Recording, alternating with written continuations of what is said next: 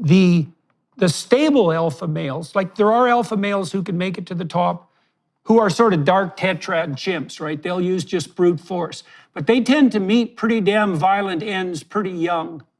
Whereas the stable alphas sometimes are smaller males who ally themselves with powerful females, but who are also more reciprocal often in their interactions, so more fair traders, let's say, than any other individual in the group.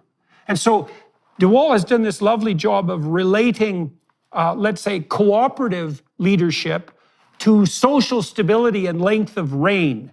And so the psychopathic chimp might do better than the chimp who is only withdrawing and never interacts at all.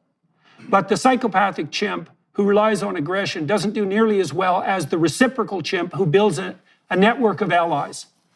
And so, and I really like de Waal's work for that reason, you know, because it's often the fact that people who presume that our hierarchies are based on power point to, say, chimpanzees and say, no, it's power that sustains dominance. It's like, no, power can provide you with dominance in the short run, but it's not an optimized long-term strategy. And so it's reasonable to view it in some sense as a form of deviant pathology, especially in its more extreme forms, because it's a self-defeating game. Yeah, this notion of getting people on your side or developing allies, of course, is essential for politicians. It's the one with the most voters, the one with the most compatriots supporting them, money-wise and otherwise, who gets to the top. We, apart from Machiavelli, we've also been drawing on Sun Tzu, the famous art of war writer from China. And as in many cases, the Chinese got there before the West did. But he talked about building alliances.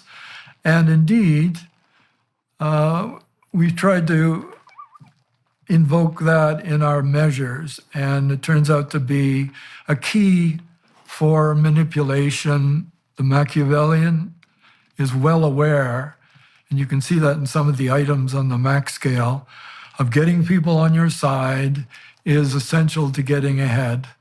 It might be the key element to it, not standing up and leading, but getting people to be persuaded to your side. Right, so the Machiavellian then, in that situation, the Machiavellian, I would say, is mimicking reciprocal sociability, right? Because if you and I form a relationship that's going to be stable over time, it's going to be something like, let's say, a 60% exchange. You'll contribute half, and I'll contribute half.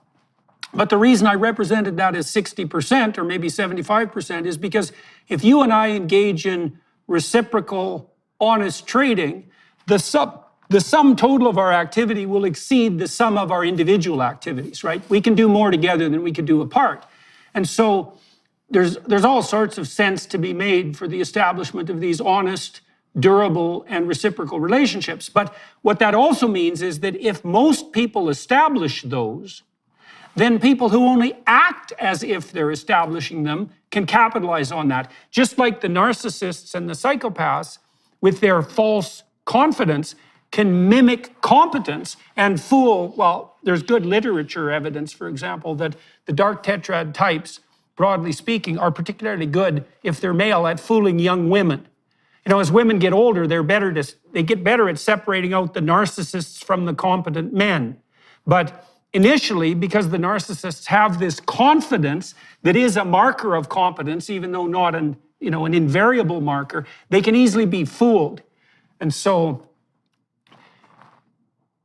that opens up the landscape of cooperators to exploitation by a small minority of predators and parasites.